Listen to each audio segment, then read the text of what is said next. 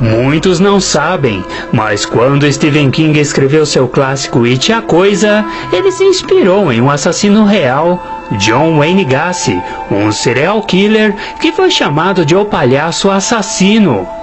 Gacy não era uma figura que chamava a atenção, mas seus crimes hediondos chocaram os Estados Unidos. Ele foi acusado de matar pelo menos 33 jovens, todos do sexo masculino, os quais ele conseguia atrair em festas infantis e hospitais. O assassino enterrou parte das vítimas em sua casa, o que atraiu a curiosidade dos vizinhos, que sentiam um cheiro horrível que vinha da residência. Após o sumiço de diversas crianças, a polícia começou a suspeitar de Gacy. Foram encontrados pelo menos 29 corpos enterrados no porão da casa do assassino. Ele foi condenado a 21 prisões perpétuas e a 12 sentenças de morte. Na cadeia, ele passava seu tempo pintando e desenhando ilustrações de palhaços, os quais hoje são itens de colecionador. O filme It a Coisa já acumula quase 200 milhões de dólares ao redor do mundo. John Wayne Gacy era um homem de grande prestígio em Chicago, nos Estados Unidos. Era casado e tinha um casal de filhos. Católico praticante, possuía posição de liderança em comissões religiosas. Membro da Defesa Civil no estado de Illinois, capitão comandante da Defesa Civil da cidade, tesoureiro do Partido Democrata, empresário e, dentre outras obrigações, foi até considerado o homem do ano na cidade. Nas horas vagas, fantasiava-se de palhaço pogo e divertia as crianças em festas beneficentes e hospitais também. Paralelamente à sua vida de fachada, já havia sido condenado a 10 anos de prisão em Iowa por abusar sexualmente de um menor de idade. Cumpriu 18 anos de pena e, após, obteve liberdade condicional em razão do seu bom comportamento carcerário.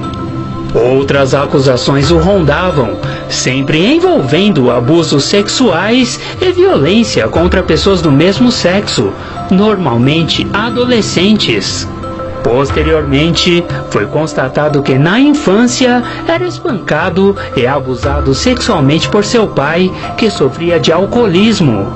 Seu pai o ridicularizava perante a todos e ainda o chamava de homossexual, tratando-o com desprezo.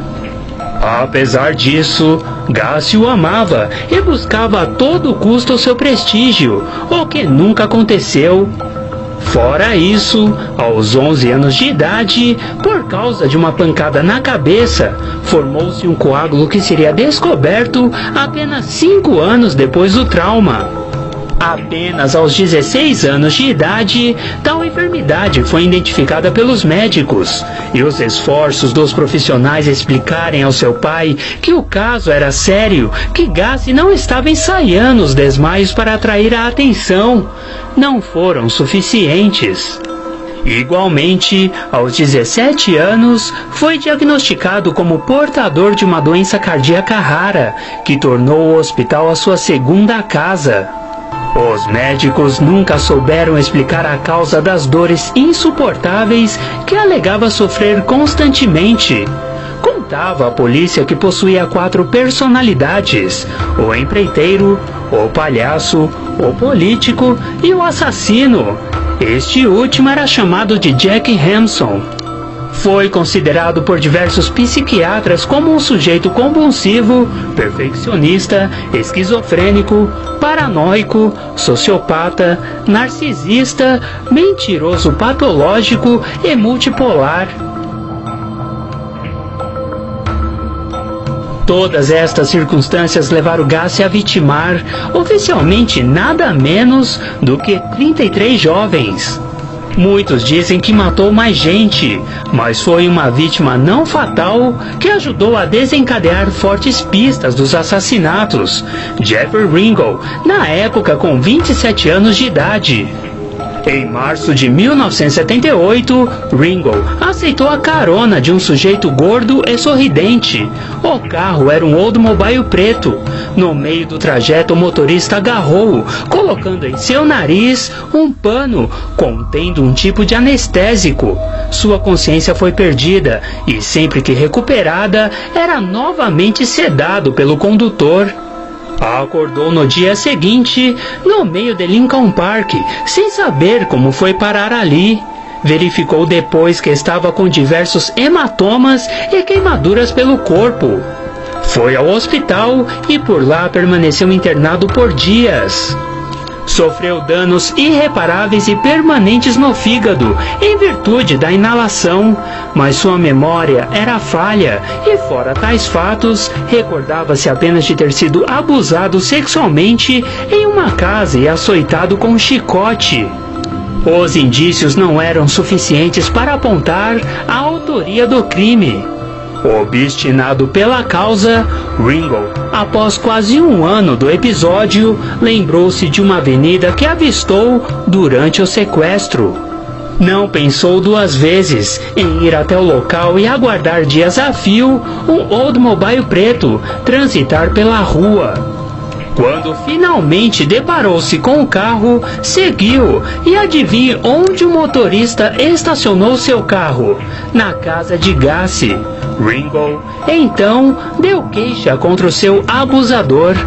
Gacy, perante as autoridades, confessou que atraía suas vítimas mediante promessa de emprego ou de dinheiro em troca de sexo. Uma vez seduzidas, eram algemadas, violentadas sexualmente, torturadas e mortas por estrangulamento com uma corda ou com um pano. Normalmente, durante as torturas, fantasiava-se de palhaço pogo. Gostava de ler passagens bíblicas em meio à execução criminosa. Quase todas as suas vítimas estavam enterradas meticulosamente embaixo do chão de sua casa, que havia sido construída arquitetonicamente para tais fins. Explicou à polícia que, no momento em que não havia mais espaço físico na residência para enterrar os mortos, começou a dispensá-los no rio Des Plaines, em Illinois. Durante o julgamento, as teses revezavam-se. A acusação alegava que Gacy tinha condições mentais de entender a ilicitude e a gravidade dos seus crimes e imputabilidade.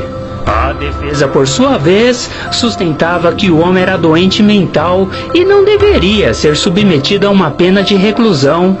As principais testemunhas de Gacy foram sua mãe e suas irmãs, que puderam confirmar os constantes abusos e agressões realizadas pelo pai. Amigos igualmente listados pela defesa disseram expressamente aos jurados que Gacy não era insano, o que prejudicou e muito a estratégia de seus advogados. A testemunha-chave para a acusação foi justamente o sobrevivente Jeffrey Ringo, que durante suas declarações chorava e vomitava compulsivamente. O julgamento teve que ser paralisado por diversas vezes para que o rapaz se recuperasse psicologicamente e prosseguisse seu depoimento. Ao final, o júri decidiu que John Wayne Gacy era imputável e culpado pela morte de 33 jovens. Foi sentenciado à pena de morte mediante a injeção letal. Gacy ficou preso por 14 anos e durante o período, enquanto aguardava o resultado dos recursos apresentados por seus advogados, tentou suicídio e se tornou alcoólatra. Foi na pintura artística, contudo, que encontrou algum conforto. Ele tingia autorretratos, personalidades conhecidas, como Hitler, Charles Manson, Al Capone e John Dillinger. Mas seu tema principal eram os palhaços. As pinturas ganharam fama e foram exibidas em diversas galerias norte-americanas. As pessoas pagavam caro, de $100 a $20.000 para comprar as telas. Gassi chegou a receber perto de 140 mil dólares pelo conjunto da obra. A execução estava marcada para 10 de maio de 1994. A expectativa na cidade era intensa. Todas as redes de rádio e televisão se deslocaram para a penitenciária Stateville, em Joliet, Illinois, para fazer a cobertura do ato. Nas ruas, o povo cantava alto e brindava, aguardando com ansiedade o início da execução. Moças com lanternas empunhadas subiam nos ombros dos namorados. Rapazes vestiam camisetas com inscrições dizendo: "Nenhuma lágrima para o palhaço". À medida que as horas passavam, a cantoria era entoada com mais entusiasmo. No lado de dentro, Gassi desfrutou a última refeição de sua vida: frango, camarão, batatas fritas e morangos frescos. Gassi permaneceu na companhia de familiares e amigos, que tiveram de se retirar às 21 horas. Os preparativos finais começaram por volta das 23 horas. Exatamente à 00:01, o homem foi movido de sua cela, amarrado a uma maca e encaminhado para a câmara de execução. E através de uma janela, testemunhas acompanhavam o ato atentamente. Gassi teve a oportunidade de pronunciar suas últimas palavras. Então, ele disse: "Kick my ass". Logo, recebeu então 4 doses intravenosas e, em sequência, solução salínica, sódio tiopenal, que é para dormir, brometo de pancurônio para paralisar o aparelho respiratório e, por fim, o cloreto de potássio para cessar os batimentos cardíacos. No decorrer do procedimento, o tubo pelo qual o soro estava sendo ministrado entupiu. Enquanto Gassi bufava, os executores fecharam as cortinas e tiveram de trocar o tubo por um novo. Após 18 minutos, o palhaço fechou seus olhos para sempre, provocando o alívio do povo que cantava do lado de fora. Contudo, para os pais que perderam seus filhos, a despedida de Gassi de nada iria confortar. Com sua morte, o paradeiro de alguns dos jovens que tiveram suas vidas supridas jamais seria revelado. Bom, galera, então é isso. Se possível, dá um like, se inscreva no canal e, claro, compartilhe os vídeos nas suas redes sociais e ativem o sininho para não perderem os novos vídeos, beleza? Até mais, beleza? Fui!